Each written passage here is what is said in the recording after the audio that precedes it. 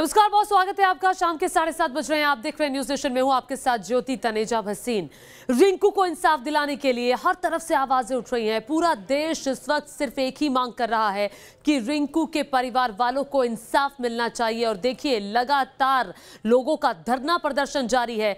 कल भी candle march निकाला गया, आज भी कैंडल मार्च निकाला जा रहा है और परसों भी कैंडल मार्च रिंकू के लिए निकाला जा रहा था। श्रद्धांजलि सभाएं हो रही हैं और लगातार आवाज सिर्फ एक ही उठ रही है कि रिंकू को इंसाफ मिले और जो कातिल हैं वो जल्द से जल्द अपने अंजाम तक पहुंचे। रिंकू के समर्थन में हवन प्रदर्शन भी किया जा रहा है। आपको आगे रिपोर्ट भी दिखाएंगे और बताएंगे कि रिंकू मर्डर में अब ये जो सियासी हवन हो रहा है उसके क्या मायने हैं और ये क्या है सियासी हवन। और ये देखिए, लोगों की तस्वीरें आप देख रहे हैं, दिल्ली हो, मुंबई हो, हर जगह से प्रदर्शन हो रहा है, हर जगह और हर तरफ से यही मांग उठ रही है। और सीधे आपको मंगोलपुरी लिए चलते हैं, जहां हमारे साथ हमारे सहयोगी अवनीश चौधरी जुड़ गए हैं, जो हमें पल पल की जानकारी बताएंगे कि आखिर इस वक्त मंगोलपुरी में क्या कुछ चल रहा है। अवनीश, जरा तस्वीरें दिखाइए, किस तरह से रिंकू को इंसाफ दिलाने की मांग अब तेज हो रही है। जी ज्योति, बिल्कुल आज पूरे दिन यहाँ पर श्रद्धांजलि सभा की गई, कैंडल मार्च निकाला गया, अलग अलग संगठनों ने यहाँ नारे लगाए। इस समय हम जो रिंकू का घर है उनके बाहर आप देख सकते हैं पुलिस की बैरिकेडिंग और मेटल डिटेक्टर फ्रेम लगाया गया है। यहाँ पर सुरक्षा व्यवस्था बहुत कड़ी है, क्योंकि जिस तरीके से पूरे दिन यहाँ प्रदर्शन हुए हैं उसके बाद पुलिस की और अर्धसैनिक बलों की यहाँ पर तैनाती है। ये मुख्य मार्ग है, मुख्य मार्ग से जो गली है ये रिंकू के घर की तरफ जाती है। दिन भर जो चीज़ें यहाँ पर हुई हैं उसमें आज यही था कि श्रद्धांजलि सभा और जितने सांसद थे और जो अन्य नेता थे, चाहे विश्व हिंदू परिषद के हों, बजरंग दल के हों, वो सभी रिंकू के घर गए, उनको सांत्वना दी और ये भरोसा दिलाया कि वो रिंकू को इंसाफ दिलाएंगे। और साथ ही साथ रिंकू का जो परिवार है उनकी जो भी आर्थिक मदद हो सकेगी, जो भी उनके सहारे के लिए जो भी बन सकेगा वो किया जाएगा। लेकिन सब में गुस्सा इसी बात का था कि आखिर जो एक तरफ दिल्ली सरकार सवालों के घेरे में है, तमाम नेताओं के यही बयान थे कि उनकी तरफ से अभी कोई यहाँ पर नहीं आया है। इस बात को लेकर लोगों में गुस्सा था, नाराजगी जाहिर थी काफ़ी की गई। और जो श्रद्धांजलि सभा थी उसमें तमाम नेता और उसके बाद सड़कों पे हमने प्रदर्शन देखे हैं, पूरे दिन यहाँ प्रदर्शन होते रहे। हालांकि पुलिस का कहना है कि एहतियात के तौर पर अर्धसैनिक बल और पुलिस यहाँ पर तैनात है। जी ठीक है अवनीश, आप हमारे दर्शकों के लिए बताएं कि रिंकू मामले की जो जांच है वो क्राइम ब्रांच कर रही है। जांच अभी कहां तक पहुंची है और क्या उस जांच से परिवार संतुष्ट दिखाई दे रहा है अभी? जी, जांच, इस मामले की जांच क्राइम ब्रांच को ट्रांसफ़र कर दी गई है। आज भी क्राइम ब्रांच की एफएसएल टीम यहां पर स्पॉट पर आई थी। हालांकि जब लोकल पुलिस ने घटना के बाद यहां से वो नमूने एकत्र किए थे और जो इन्वेस्टिगेशन थी वो शुरू की जा चुकी थी, लेकिन जब क्राइम ब्रांच ने इस जांच का जिम्मा संभाला है तो क्राइम ब्रांच की टीम आज भी यहाँ पर आई और उन्होंने एफएसएल के नमूने यहाँ से एकत्र किए। और इस सिलसिले में अभी तक 5 गिरफ्तारियाँ हो चुकी हैं। हालाँकि जो डिमांड है, चाहे वो घर वाले हों, जो नज़दीकी लोग हैं, उनका कहना है कि संख्या 5 नहीं, काफ़ी लोग थे, उनके बारे में सीसीटीवी के जरिए पड़ताल की जाए और उनकी गिरफ्तारी की जाए, ऐसी परिवार की मांग है। हालांकि पुलिस का कहना है कि जो मुख्य आरोपी थे उनको गिरफ्तार कर लिया गया है, क्योंकि सभी जो आरोपी हैं और जो विक्टिम पक्ष है सभी अड़ोस पड़ोस में रहते हैं, इसलिए किसी तरह का तनाव ना हो उसको देखते हुए पुलिस बल यहाँ पर तैनात है। और क्राइम ब्रांच का कहना है कि उनकी जो इन्वेस्टिगेशन है वो सही दिशा में जा रही है। जो जाँच के लिए नमूने लिए गए हैं उसके आधार पर केस को मजबूत बनाया जाएगा ताकि पीड़ित परिवार को इंसाफ मिल सके। जी जरा ये भी बताइए अवनीश, क्योंकि अब बड़ा सवाल ये खड़ा होता है कि क्राइम ब्रांच तो अब जांच कर ही रही है और लगातार नेताओं की तरफ से भी बयानबाजी हो रही है, तो ये बयानबाजी जो हो रही है उसको लेकर क्या एक संदेश जा रहा है और क्या सियासत चमकाने की भी एक कोशिश हो रही है? जी बिल्कुल, एक जो सियासी हवन वाली बात है वो सही है। बहुत सारे जो दल हैं, बहुत सारे नेता हैं वो यहाँ पर आ रहे हैं। हालांकि ये माना जा रहा है कि उससे कहीं ना कहीं जो पीड़ित परिवार है उनको उनकी इंसाफ की जो मांग है, जो लड़ाई है वो तेज़ हो गई है। लेकिन कहीं ना कहीं सियासत भी नज़र आ रही है। जिस तरीके से आरोप पड़ते आरोप लग रहे हैं, दिल्ली सरकार के ऊपर सवाल आम आदमी पार्टी के ऊपर खड़े किए जा रहे हैं कि अभी तक उनकी तरफ से एक छोटा सा सवाल अवनीश पूछूंगी, दिल्ली सरकार की तरफ से अभी तक किसी का बयान क्यों नहीं आया? ये क्या संदेश देता है?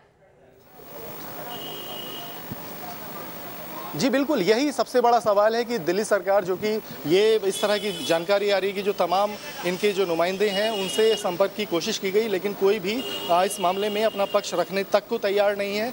स्पॉट पर आना तो दूर की बात है, जबकि यही लोग हैं, जब दूसरे इंसिडेंट्स हुए हैं ये वहाँ पर गए हैं, तो लोग आज उन्हीं बातों को सवाल उठा रहे हैं कि जब आप अन्य मामलों में, जब अन्य समुदाय का मामला होता है तो आप पहले पहुँचते हैं, लेकिन बिल्कुल किसानों के मुद्दे पर आप जोर शोर से उठ रहे हैं। आपके नेता सिंघू बॉर्डर पहुंच जाते हैं, टीकरी बॉर्डर पहुंच जाते हैं, गाजीपुर बॉर्डर पहुंच जाते हैं। रिंकू जो कि दिल्ली का लड़का है, दिल्ली का बेटा है, उसके लिए आप एक भी बयान नहीं दे रहे हैं। ये वाकई में सवाल उठाएगा और लोग सवाल पूछेंगे भी। बहुत शुक्रिया अवनीश इस तमाम जानकारी के लिए। और आइए रिंकू मर्डर पर पूरी रिपोर्ट आपको दिखाते हैं।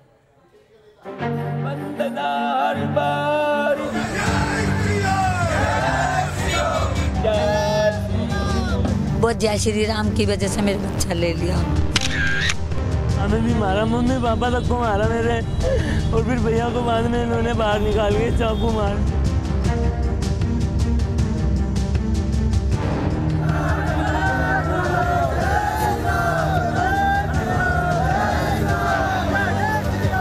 मम्मी जय श्री राम बस चला गया बोल के।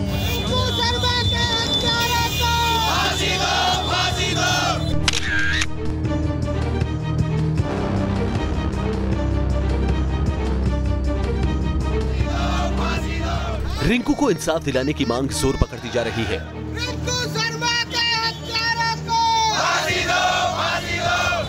रिंकू के समर्थन में कैंडल मार्च निकाले जा रहे हैं, धरना प्रदर्शन हो रहा है, लोग रिंकू के लिए नारे लगा रहे हैं, श्रद्धांजलि सभाएं हो रही हैं। लोगों की यही मांग है कि जल्द से जल्द रिंकू के कातिलों को उनके गुनाह की सजा मिले। रिंकू की मौत के बाद उसकी याद में श्रद्धांजलि सभा का आयोजन किया गया। हालात बेकाबू न हो इसके लिए आरएएफ की तैनाती भी कर दी गई है। वहीं ड्रोन से भी नजर रखी जा रही है।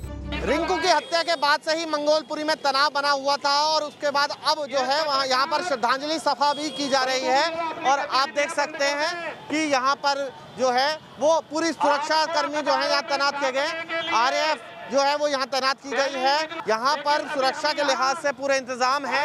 आप देख सकते हैं ड्रोन के जरिए जो है नजर रखी जा रही है ताकि कोई अप्रिय घटना न घटे। इस तरीके के इंतजाम जो है वो पुलिस ने यहाँ पर कर रखे हैं ताकि जो किसी भी तरीके की किसी भी अप्रिय घटना को टाला जा सके और कोई अराजक तत्व जो है वो ऐसे माहौल का फायदा न उठा ले। रिंकू शर्मा को याद करते हुए श्रद्धांजलि सभा आयोजित की गई, जिसमें कई राजनीतिक हस्तियों ने भी शिरकत की। विश्व हिंदू परिषद और बजरंग दल द्वारा आयोजित इस श्रद्धांजलि सभा में भारी संख्या में लोग पहुंचे और इन लोगों ने आरोपियों के लिए फांसी की मांग की। इस श्रद्धांजलि सभा में रिंकू का परिवार भी मौजूद रहा। रिंकू शर्मा की हत्या के बाद अब जो है वो श्रद्धांजलि सभा का आयोजन किया गया है और आयोजन देख सकते हैं आप किस बड़े स्केल पर यहाँ पर किया गया है, बड़े स्तर पर किया गया है। काफी हजारों की संख्या में यहाँ पर आपको लोग नजर आ रहे हैं। ये काफी दूर तक फैले हुए लोग हैं और यहाँ पर स्टेज पर आप देख सकते हैं सांसद हंसराज हंस और उनके साथ रिंकू का भाई जो मन्नू है वो भी यहाँ पर बैठा है।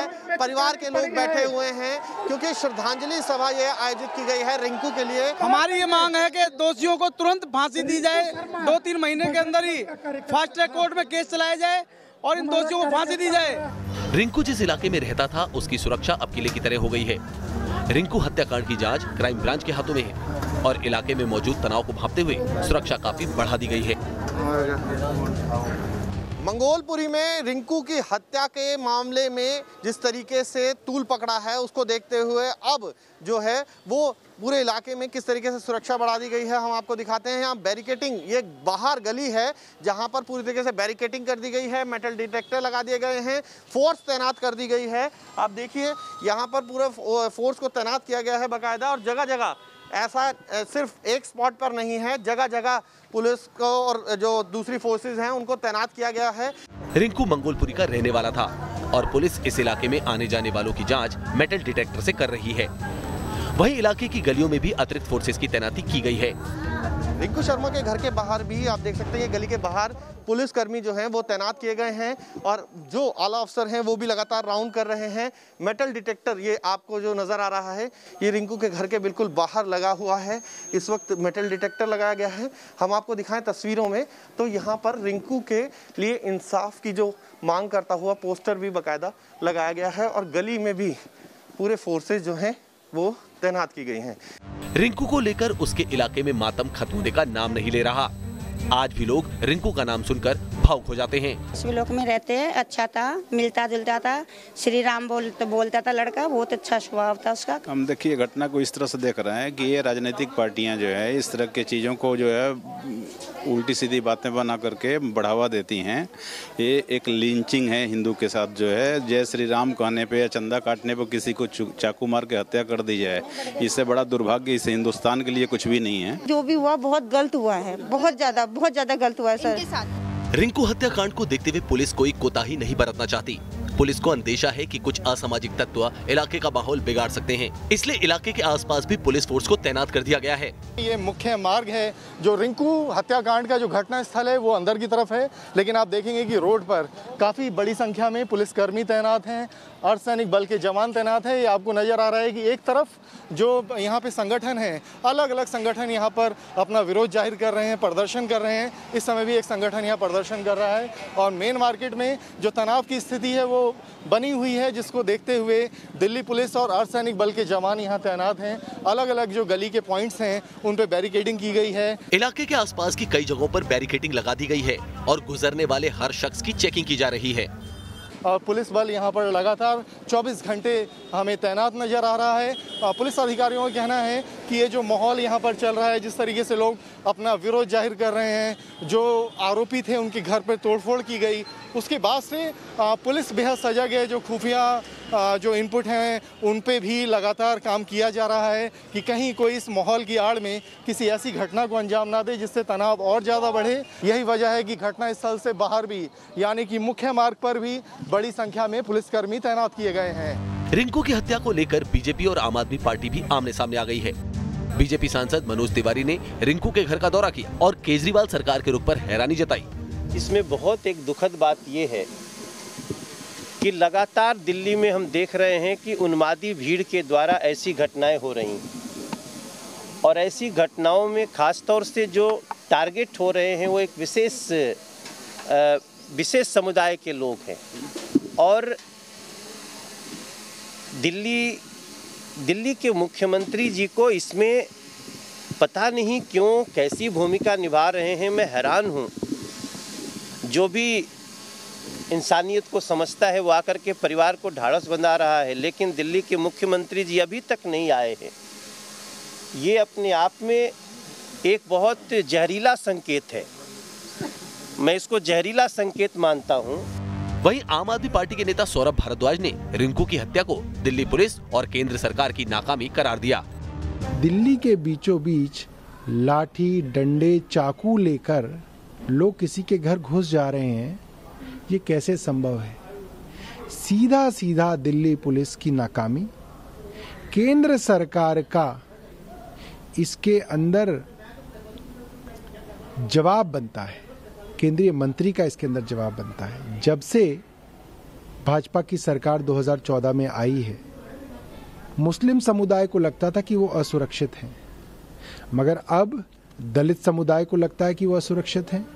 उनको मारा जाता है, पीटा जाता है, कानून उनकी कोई मदद नहीं करता। रिंकू हम शर्मिंदा है। रिंकू मर्डर को लेकर मुंबई में भी प्रदर्शन हो रहे हैं। रिंकू के समर्थन में लोगों ने कैंडल मार्च निकाला और हत्यारों को फांसी देने की मांग की। बुधवार को दिल्ली में रिंकू शर्मा की हत्या कर दी गई है और अब हत्यारों को फांसी की मांग को लेकर यहाँ पर भारतीय जनता युवा मोर्चा के कार्यकर्ता वो सड़क पर उतरे हैं। मुंबई के गेटवे ऑफ इंडिया के बाहर ये प्रदर्शन चल रहा है। हाथों में देखिए दख्तियाँ लेकर रिंकू शर्मा को न्याय देने की मांग की जा रही है, उनके हत्यारों को फांसी देने की मांग की जा रही है। यहाँ पर कैंडल लाइट मार्च जो है वो निकाला गया है और यहाँ पर देखिए किस तरह से रिंकू शर्मा को यहाँ पर श्रद्धांजलि दी जा रही है। रिंकू के मर्डर को लेकर दो अलग अलग थ्योरी सामने आ रही हैं। पहली थ्योरी परिवार की है। परिवार का दावा है कि दिल्ली के मंगोलपुरी में रहने वाले रिंकू शर्मा की हत्या जय श्री राम का नारा लगाने पर की गई, जबकि पुलिस इस हत्या में आपसी विवाद को वजह बता रही है। रिंकू मर्डर केस का सच जानना इसलिए भी जरूरी है क्योंकि पिछले कुछ दिनों में देश के अलग अलग शहरों में राम मंदिर के नाम पर चंदा मांगने पर कई विवाद सामने आ चुके हैं। 2 दिन पहले कोटा में चंदा मांगने पर आरएसएस कार्यकर्ता की हत्या कर दी गई। 17 जनवरी को गुजरात के कच्छ में चंदा रैली के दौरान 2 समुदायों में झड़प हुई, जिसमें 3 लोग घायल हो गए। ऐसे ही इंदौर में राम मंदिर के नाम पर चंदा मांगने पर दूसरे समुदाय में भिड़ंत हो गई। ऐसे में जानना जरूरी है कि क्या दिल्ली में भी राम मंदिर चंदे को लेकर रिंकू शर्मा की हत्या तो नहीं की गई, जैसा कि दावा किया जा रहा है। पूरे इलाके में प्रदर्शन भी हो रहा है, लेकिन इस समय आप देखिए लगातार जो है प्रदर्शन चल रहे हैं और मशाल यात्रा जो है रिंकू के सपोर्ट में निकाली गई है। और यहाँ पर प्रदर्शनकारियों की मांग है, जो मशाल यात्रा जिन्होंने निकाली है उनका कहना है कि जब तक जो हत्यारे हैं उनको फांसी की सजा नहीं होगी तब तक जो है वो यहाँ से जाने वाले नहीं है और इसी तरीके से लगातार प्रदर्शन करते रहेंगे। रिंकू की हत्या से जुड़े 3 अहम सवाल हैं। सवाल नंबर 1, क्या रिंकू शर्मा की हत्या राम मंदिर के नाम पर चंदा मांगने पर की गई?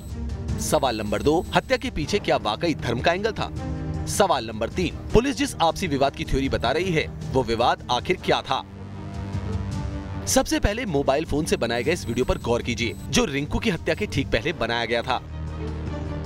पीली जैकेट में रिंकू शर्मा है। वीडियो में रिंकू की मां उसे घर के अंदर ही रोकने की कोशिश करती दिख रही है, लेकिन बाहर गाली गलौज कर रहे लोगों को रोकने के लिए रिंकू जैसे ही आगे बढ़ता है, कई लोग एक साथ रिंकू को पहले खींचते हैं, फिर उस पर लाठी डंडे और चाकू से हमला कर देते हैं और इसी के साथ मोबाइल की रिकॉर्डिंग बंद हो जाती है। इसके बाद क्या हुआ वो सीसीटीवी के इस वीडियो में देखिए। सीसीटीवी के वीडियो में रात के 12:19 का वक्त हो रहा है। रिंकू की हत्या के बाद कुल 12 लोग उसी गली से गुजरते दिख रहे हैं जहां पर रिंकू का घर है। ये चारों आरोपी हैं मोहम्मद दानिश, मोहम्मद इस्लाम, जाहिद और मोहम्मद मेहताब के रूप में की गई है।